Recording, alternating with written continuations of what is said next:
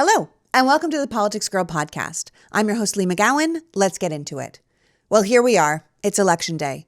I feel like that meme of the lady from Titanic. It's been 84 years. After this incredibly trying election season, we are finally here. We know this is a big day and you have a ton on your plate, so we're just going to do an abridged episode to tell you what to look out for and expect today and in the days and weeks to come.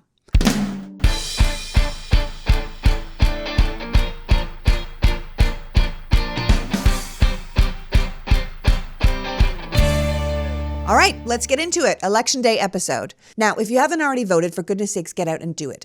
But if you have, make sure you are helping other people do the same by reminding them, driving them, or encouraging them to vote. We need everyone to make their voice heard in this election because we really need to bring these last 10 years, the destructive Trump years, to a close. And with everyone's help, that is exactly what we're going to do. Now, it is unlikely we will know who won the election tonight. And if you're someone who's worried about human rights and civil rights and workers' rights and healthcare, that's going to feel really frustrating and probably even scary because I anticipate it's going to be a bit of a mess moving forward, and we need to have patience and courage as we let this system work. Now, there is a possibility, and this is one that very few people have discussed because honestly, I think we all have PTSD from the 2000 election and the 2016 and the 2020 election that we don't want to get our hopes up or count on anything. But it is possible, especially considering that most recent poll in Iowa, that Kamala Harris just wins this thing outright. That the majority of American voters just give Donald Trump the Heisman. And it doesn't matter how much of a tantrum he and his MAGA supporters and their enablers have, they simply won't be able to sell the idea that they won because it will be such a blowout. Now, if the world were just and fair, or we elected our president by popular vote, or we didn't have endless right-wing media lying to half the population, that would be the outcome. And while I believe we can still hope that it might be, I think we should plan for alternatives. We need to understand that the Trump team has been priming their audience for a contested election since the very beginning. They know they don't have the majority sentiment in the country, and despite the fact they still won't admit he lost the 2020 election, they know he did.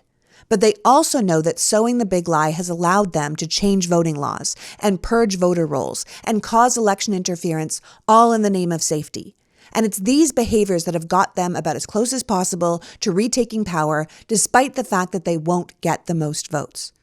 The Republicans aren't trying to win. They are trying to make sure the Democrats lose.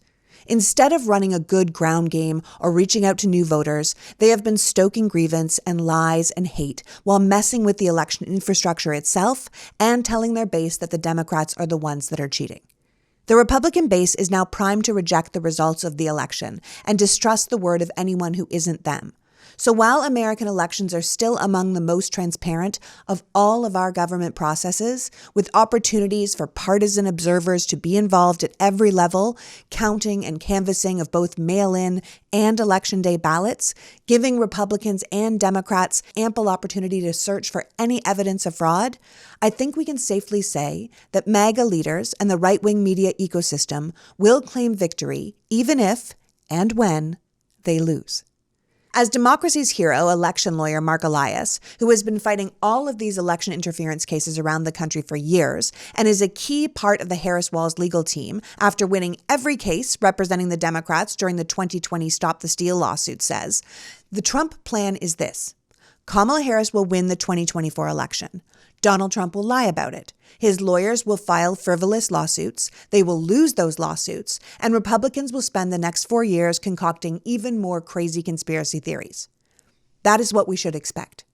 Jeffrey Clark, the lawyer who Donald Trump tried to make the attorney general when he was trying to get the U.S. Justice Department to say the election was stolen in 2020, even though it wasn't, was just speaking on Steve Bannon's War Room podcast. Steve Bannon, who just got out of jail. And he was saying this exact thing, that Democrats are going to steal the election, and they plan to do it using some sort of billionaire donor money. The projection that these two men put out in this conversation, these two men who are both currently under indictment, talking about their candidate who is currently out on bail, was absolutely extraordinary, especially since they are the party with the billionaires trying to buy, help, and tip the election that they want in their favor. People like Elon Musk taking over their ground game and Peter Thiel taking over their polling. The whole conversation, which MAGA listeners can get in many variations on every right-wing podcast or media network right now, is completely evidence-free. So when you hear about the Democratic cheating, everywhere from Fox News to Ben Shapiro to Charlie Kirk, know it is just projection.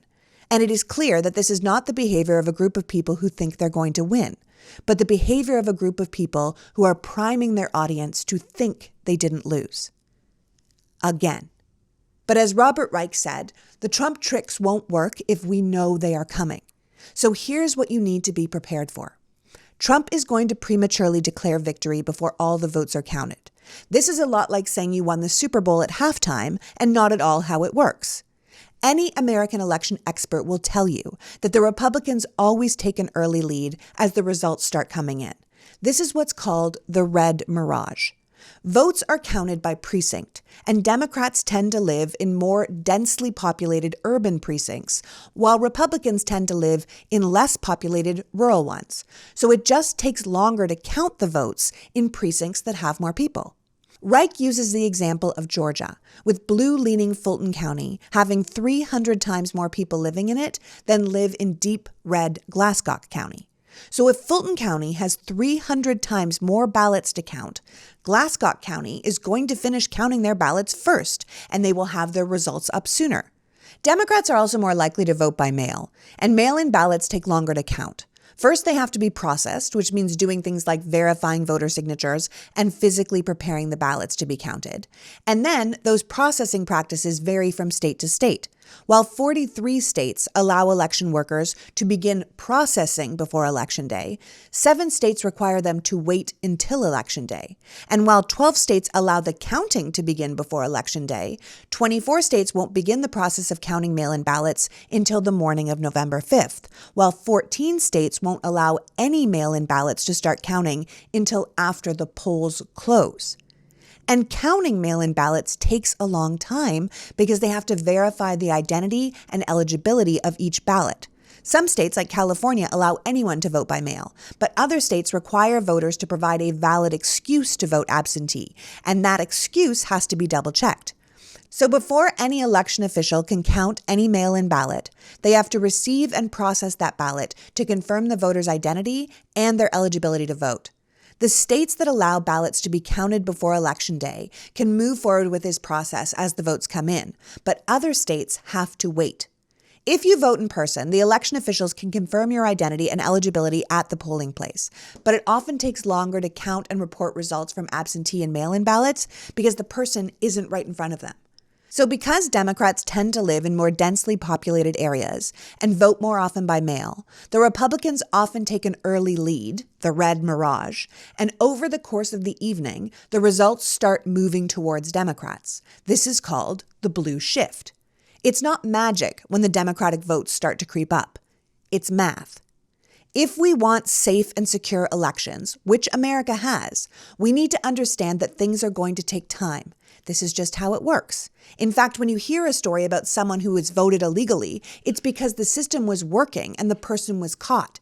And it happens so rarely that it's like 0.001% of all votes. Nothing that could ever change an election. Which is why when election officials said that the 2020 election was the most secure election in American history, they were right. It was. A certain person just didn't like the results and decided to take us all down a rabbit hole as he tried to live in his own delusion. Donald Trump had no intention of accepting the 2020 election results, so he used the red mirage, which happens in every election, to act like what happened after was suspicious and calculated. He said things like, "We were winning by a lot, and then our wins kept getting mysteriously whittled away in secret." Except it wasn't in secret and it wasn't mysterious. He was just exploiting the red mirage, knowing states would end up counting Democratic votes after Republican votes because of population density and mail-in voting, which Democrats did in record numbers in 2020 because of the pandemic. Trump was doing exactly what Steve Bannon said he was going to do. In fact, there is an audio recording of Bannon on October 31st, 2020, before the election, saying he's just going to declare victory. That doesn't mean he's the winner. He's just going to say he's the winner.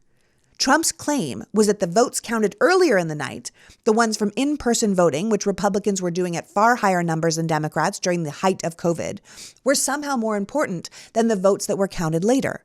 This was the entire basis of the big lie. As he said back in November 2020, we were getting ready to win. Frankly, we did win. And then they came in with all of these other votes. No, they just kept counting the votes.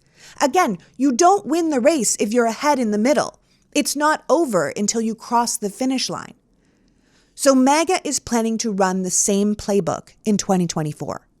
To exploit the red mirage, but this time, after priming their audience that Democrats are going to cheat, that they're already winning, that it's going to be a blowout.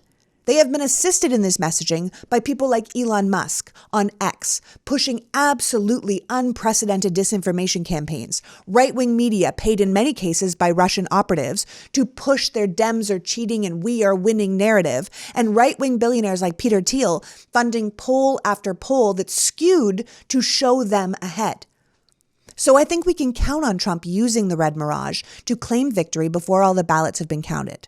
Count on his people claiming the Democrats are cheating as the blue shift starts, and count on the Electoral College to keep them in the game when they really should be out. But do not panic. Understand things will just take time. Despite the fact that Republicans are voting more by mail than they ever have, Democrats will still outperform Republicans in mail-in ballots. But these votes will take more time to process and count. Just like it will take more time to count the Travis County, Texas, home to Austin votes, than it will to count the Robert County, Texas votes, northwest of Amarillo. There are also a lot of registered Republicans voting this year who are not going to be voting for Trump. So you might see a lot of registered Republican votes coming in, but that doesn't necessarily mean they're voting for their party's candidate. I've been saying this all along, but I really do believe there's a new silent majority out there, and it's Republicans who know better than to vote for Trump again, but don't want to alienate themselves from their Republican friends and family, so they just aren't saying anything.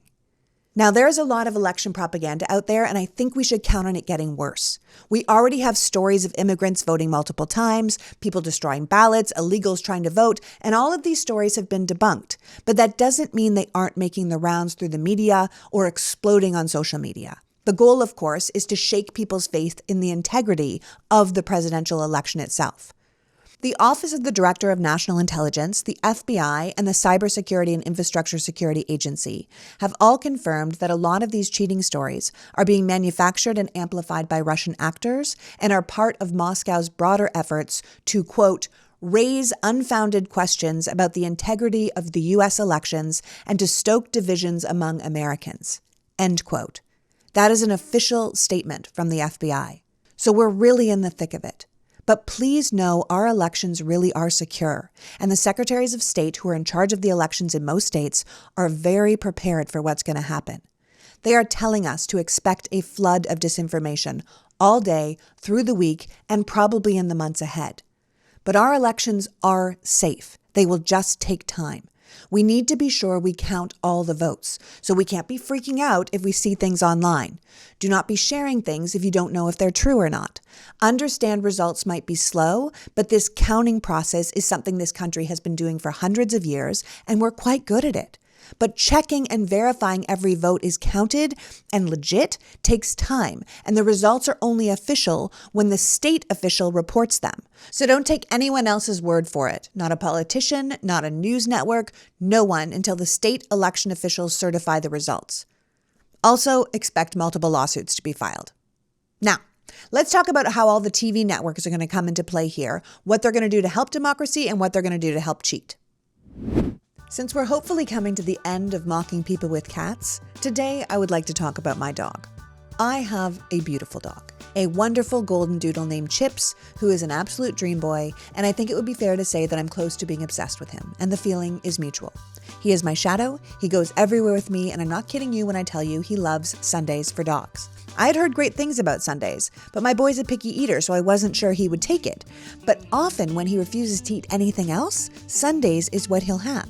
Sundays for Dogs is a fresh dog food made from a short list of human-grade ingredients, co-founded by a practicing veterinarian who tests and formulates every version of each recipe.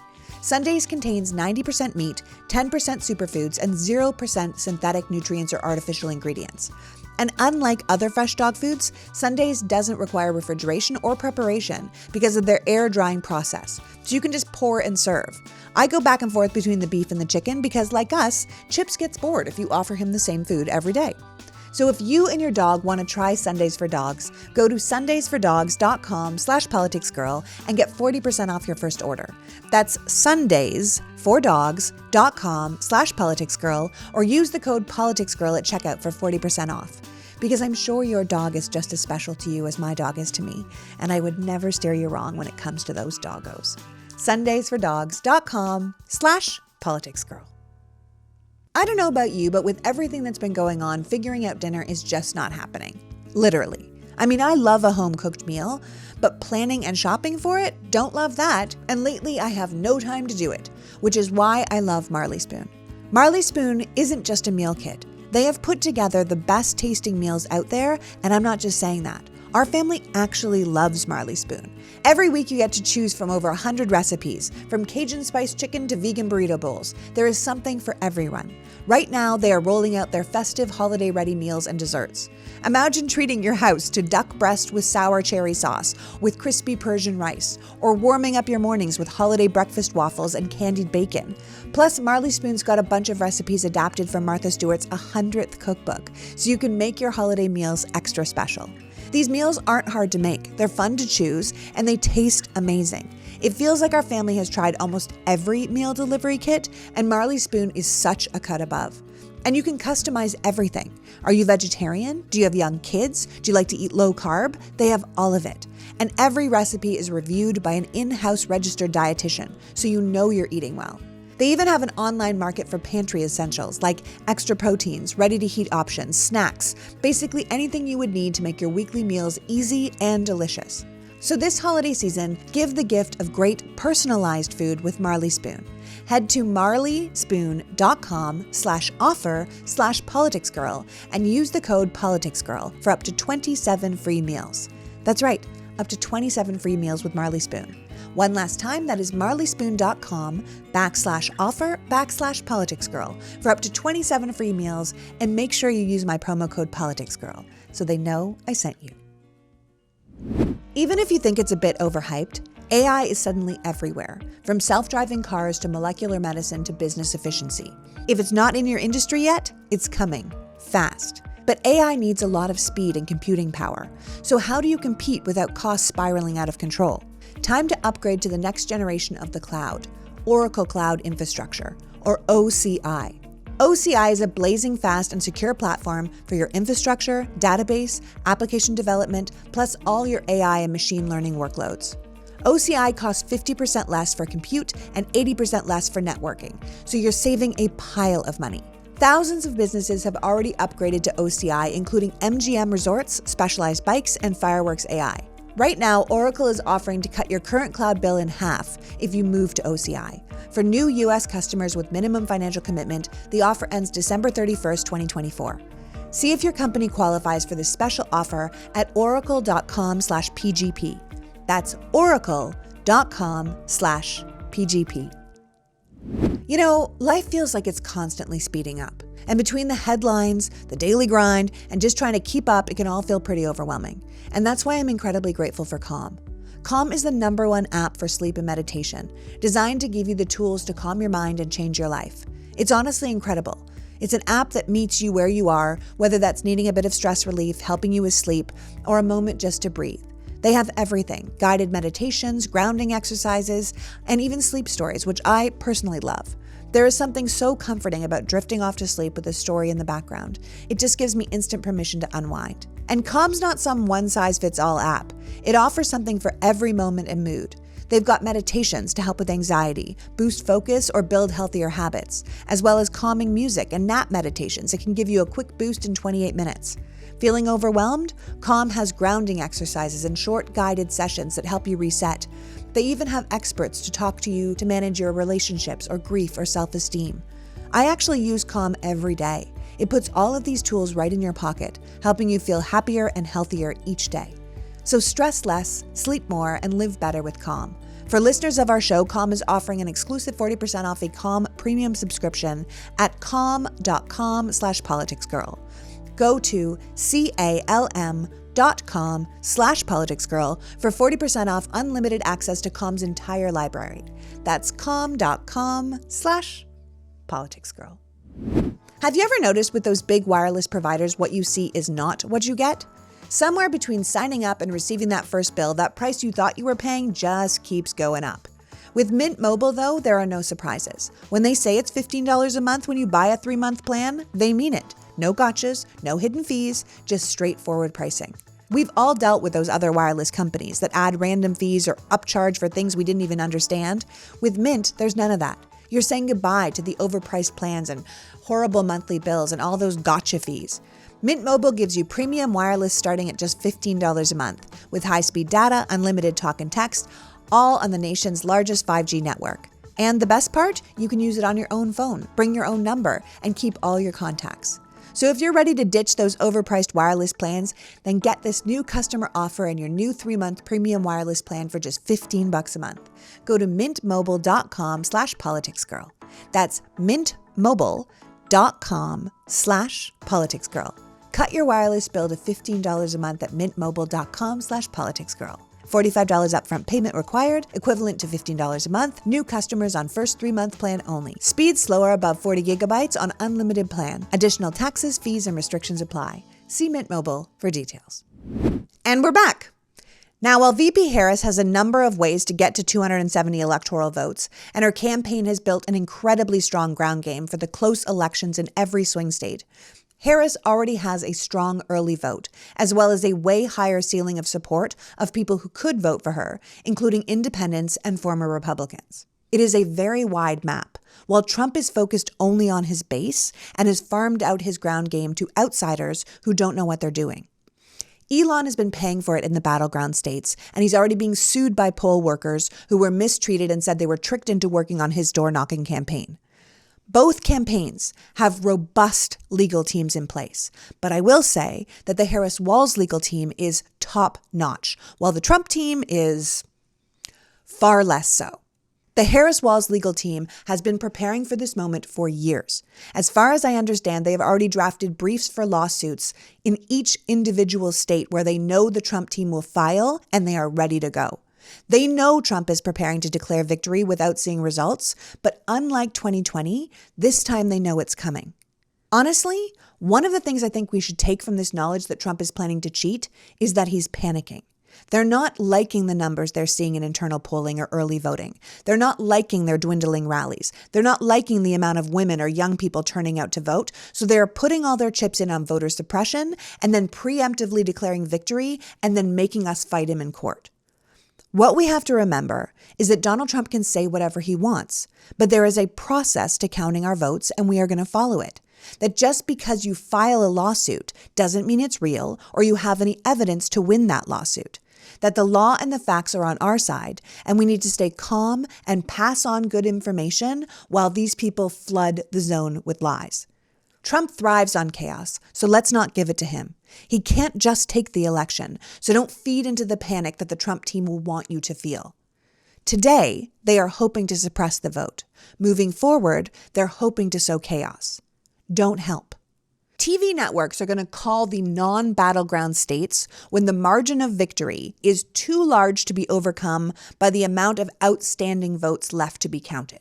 We would hope that TV networks and cable news outlets would wait to call battleground states until after the state official does, but we can't count on that because of Fox News or any other right-wing co-conspirator broadcaster might want to help Trump steal this election and preemptively declare victory for him. I think we can expect Trump, Elon, certain MAGA surrogates to just come out and declare victory early. We just need to stay calm and wait for the votes to truly be counted and the lawsuits to be sorted out. Voter protection lawyers have already won 16 lawsuits against Republican suppression efforts in October alone, so expect that to continue. No matter what we hear, bad actors will not be able to just refuse to certify the election. Certifying the election results are mandatory under American law. Election officials must tally the votes and let the public know who won. This isn't optional. The law requires it in every state. So any effort by Trump or his allies to interfere with the certification is going to ultimately fail, although we have to be patient because we might have to wait for it to make its way through the court. Any recount that someone wants to do of a certain county or a state, or if someone wants to contest an election, they will have to follow the legitimate rules as they are laid out. Election recounts and contested elections require the candidate to show, with actual evidence, which is where Donald Trump went wrong in 2020 because he had none, that the votes have been miscalculated. You can't just say there was fraud, despite what Rudy Giuliani and Jenna Ellis tried to do all those years ago. You have to prove it. We need to remember that a lot of this is smoke and mirrors. The Trump team is trying to give the illusion of fraud because it fuels the narrative they use to keep their base engaged and fired up and, of course, giving them money. This is why almost all of his 2020 court cases were thrown out, why any legitimate law firm wouldn't work with him. Not only because he doesn't pay his bills, but because he files lawsuits without evidence. He takes people to court so he can say he's in court fighting, but he doesn't actually have a case. And then the court gets his case and he loses. It's all great and powerful Oz stuff. His lawyer, Alina Habba, says every case Trump's been in this year has only made him stronger. But he lost every case he was involved in this year. He is currently out on bail after being found guilty of 34 felonies. He owes E. Jean Carroll over $80 million. He is not stronger. He is a loser. And they keep saying, don't touch that curtain. Don't look over there. Well, look over there. As far as Trump's secret plan with Mike Johnson, this idea that Mike Johnson is going to get to decide the election is wrong. The president of the Senate presides over the certification of the electoral votes, not the Speaker of the House.